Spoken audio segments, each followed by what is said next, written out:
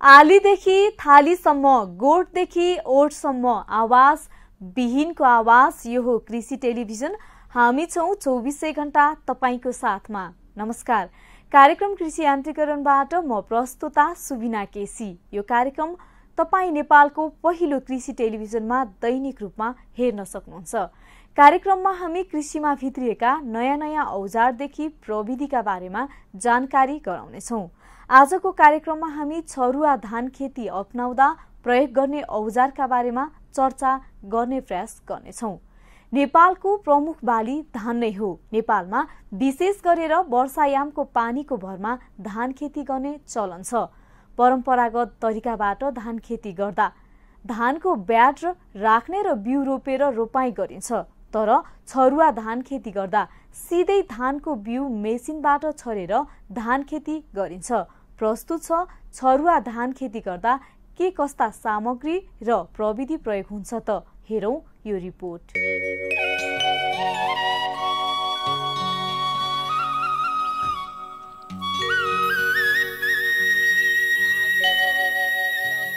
धान खेती नेपालको प्रमुख खाद्यान्न बाली हो।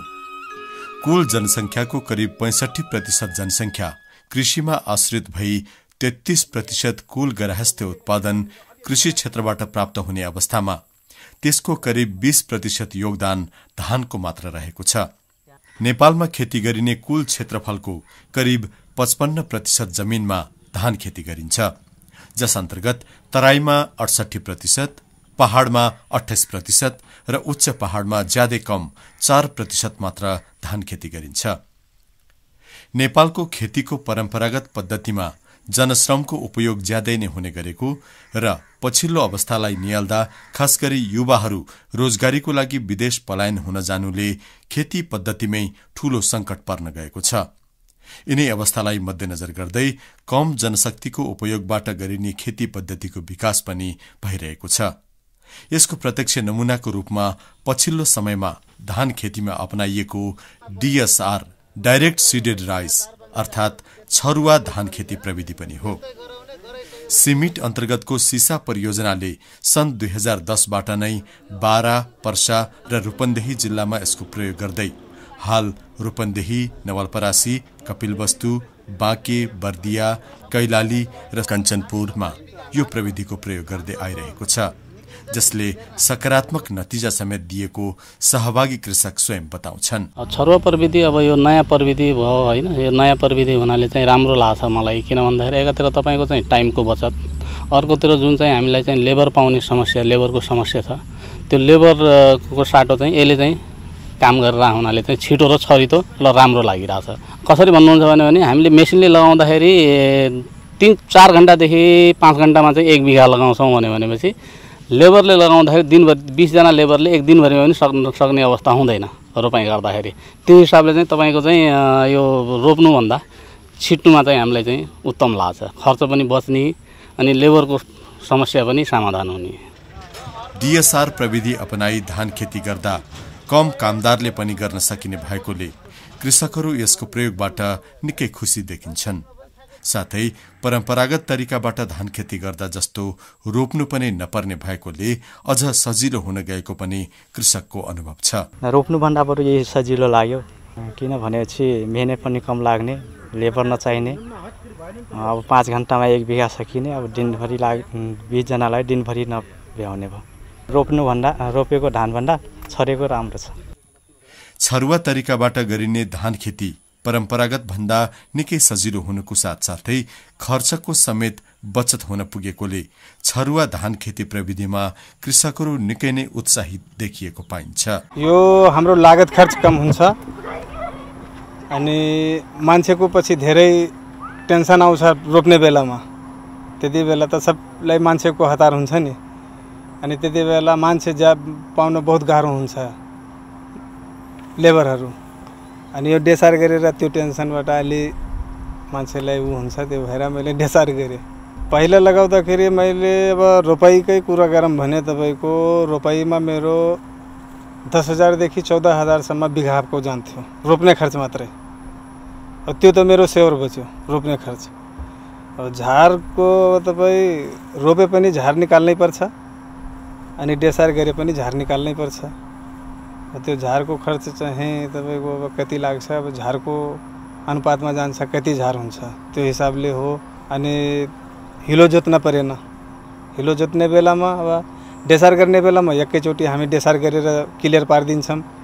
अब हिलो जोत्न गएको बेलामा अब घाँस रहेछ खेतमा भने 2 पटक 3 पटक जोत्न पर्यो। 2 पटक 3 पटक जोत्दाखेरि जस्तै अब डेसार गर्दाखेरि मेरो 1 घन्टा लाग्यो, 1.5 घन्टा लाग्यो 1 बिघामा। अब 1.5 बिघामा हिलो जोत्न गएपछि त 3 घन्टा 4 घन्टा 5 घन्टासम्म पनि लाग्छ। अब त्यसको पनि 50% मेरो बच्यो। सिसा परियोजना मार्फत यो डीएसआर अर्थात छरुवा धान खेती प्रविधिको कृषक स्तरमा प्रयोगको लागि गरिएको सुरुवाती प्रयासमा कृषकहरूले उति रुचि नराखेको अनुभव गरिएको थियो।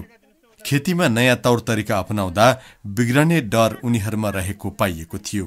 तर जब बिस्तारै यसको प्रयोग बढ्दै गयो त्यसपछि कृषकको आकर्षण पनि यसतर्फ हुन थालेको थियो। एकजना कृषक भविष्यरा गिरी पहिला अब सबैले भने किन छरेको नराम्रो भयो भनेर भन्दै थिए। अहिले हेर्दाखेरि त्यो भन्दा झन् राम्रो छ, धान राम्रो छ। छरिसकेपछि के गर्नुभयो त? छरिसकेपछि केही पनि गरेनौँ। पानी आयो, धान उम्र्यो, त्यहाँबाट दबाईहरू छर्यौँ त्यो झारको लागि, अनि त्यही नै हो। अनि मलहरू यताउता हालियो। अनि सुरुमा त तपाईले आधी खेत त फेरि चाहिँ जोतेको भने हैन त? आधी खेत त अब हुन्न भनेर जोतेको। कसले हुन्न भन्यो, किन जोत्यो? नै त्यसमा धान पनि थिएन, पातलो पातलो थियो, नहोला जस्तो लागेर यतातिर राम्रै थियो दुईटा खेतमा ठुल्ठुलोमा, अलि त्यतातिर अलि पातलो हुँदाखेरि त्यही भएर जोतेको। अहिले कस्तो लाग्यो त तपाईलाई? अहिले ठिकै भयो, नजोते भइदियो हुन्थ्यो भन्ने जस्तो भयो, राम्रै छ अहिले। खेती प्रविधिमा आधुनिकीकरण गर्दै लगी सहज तवरबाट बढीभन्दा बढी उत्पादन लिन सकिने तौर तरिका कृषकहरूसम्म पुर्याउनु पर्नेतर्फ गरिएको यो प्रयास निकै सकारात्मक रहेको पाइन्छ। यसले बदलिदो जलवायु परिवर्तन अनुकूलतातर्फ पनि राम्रो काम गर्नुको साथै मूल रूपमा धान खेतीको उत्पादन लागत कम समेत गराउने भएको कारण कृषक स्तरमा व्यापक रूपमा यसको प्रचार प्रसार हुनुपर्ने पनि भनाइ छ। यो नयाँ प्रविधि हो, यसकारण हामीले चाहिँ यसलाई डेमोन्स्ट्रेसन मार्फत यसको उत्पादन लागतमा चाहिँ कम देखाएर कम्प्यारिजन गरेर हामीले चाहिँ ठाउँ ठाउँमा चाहिँ यसको चाहिँ प्रदर्शनहरू गरेर यसको चाहिँ प्रमोसनको लागि चाहिँ काम गरेका छौँ। अनि लेबरको समस्या हुँदाखेरि चाहिँ उत्पादन लागत बढ्ने भयो। त्यसमा उत्पादन लागत कसरी कम गर्न सकिन्छ भन्ने एउटा उद्देश्य हो त्यो हो। र अर्को कुरा चाहिँ यो इन्भाइरोमेन्ट वातावरणमा पनि जलवायु परिवर्तन भइरहेको छ, त्यसमा पनि यसो हाम्रो जुन ट्रान्सप्लान्टेड राइसमा चाहिँ मिथेन ग्यास प्रडक्सन हुने बढी यसले यो डिएसआरमा कम हुने भन्ने मान्यता छ। त्यो कारणले गर्दाखेरि पनि यो चाहिँ इन्भाइरोमेन्टको वातावरणको चाहिँ संरक्षण गर्ने, उत्पादन लागत कम गर्ने हिसाबले चाहिँ यो आयो। नयाँ प्रविधि अनुसार मेसिनको प्रयोग गर्दै छरुवा तरिकाबाट धान खेती गर्दा झारपातको नियन्त्रणमा भने सतर्कता अपनाउनु पर्ने पनि भनाइ छ। कृषकको आकर्षक धेरै नै राम्रो छ, धेरै नै हामी खुसी छौँ। ओभरअल हेर्दाखेरि चाहिँ किसानहरूले चाहिँ मन पारेका छन्। तर चाहिँ त्यही हो, अब यसको आवश्यकताहरू चाहिँ पुरा गर्न सक्नुपर्छ, समयमै चाहिँ झारपातको कन्ट्रोल गर्न सक्नुपर्छ। हुन त यो प्रविधिको सुरुवात 10 वर्ष अगाडि नै नेपाल कृषि अनुसन्धान परिषद मार्फत भइसकेको बताउने यसमा संलग्न प्राविधिकहरू सिसा परियोजना मार्फत यसको प्रयोग र प्रचार प्रसारमा निकै राम्रो परिणाम मिलेको बताउँछन्। यो सुक्खामै छर्ने अथवा बाँझोमै छर्ने हो। यसलाई चाहिँ हिल्याउनु पर्दैन, यसलाई ब्याड राख्न पर्दैन।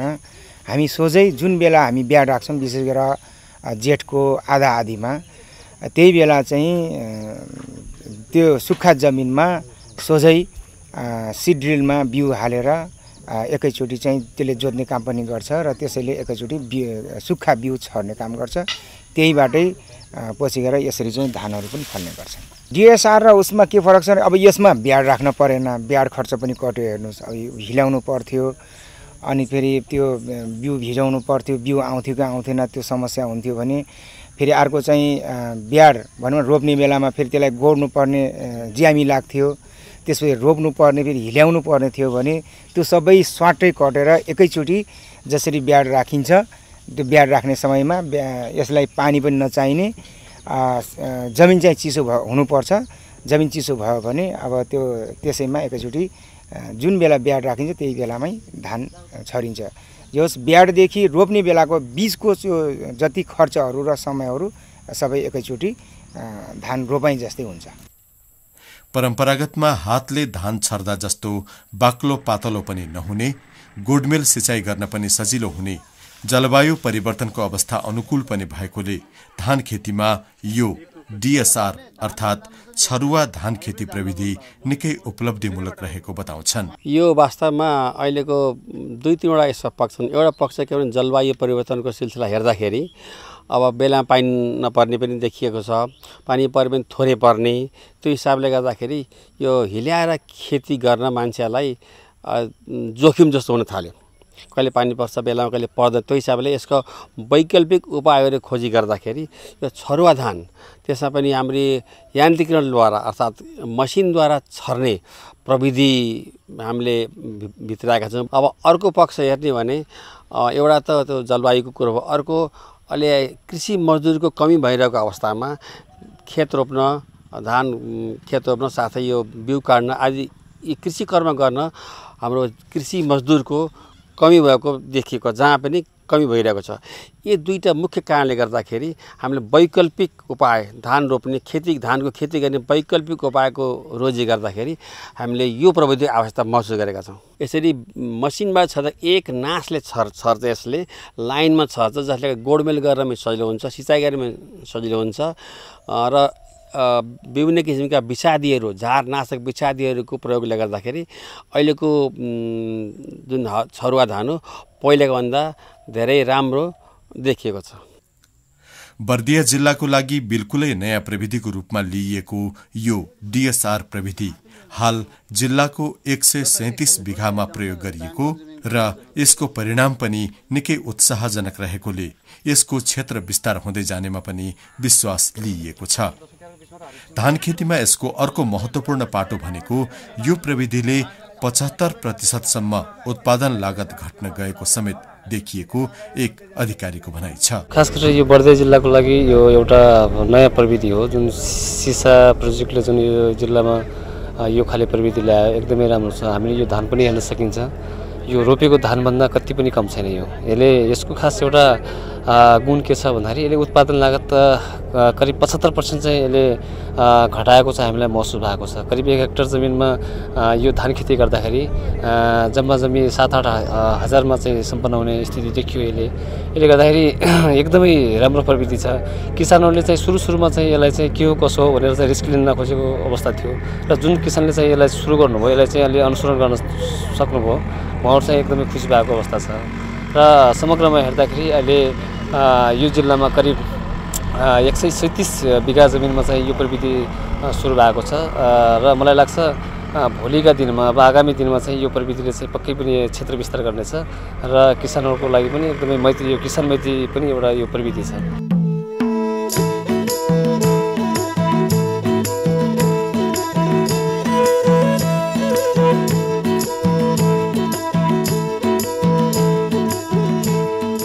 भर्खरै प्रस्तुत गर्यो छरुवा धान खेती अपनाउँदा प्रयोग गर्ने औजारका बारेमा तयार पारेको यो रिपोर्ट। भोलि फेरि कृषिमा भित्रिएका नयाँ औजारदेखि प्रविधिका बारेमा जानकारी लिएर आउने नै छौं।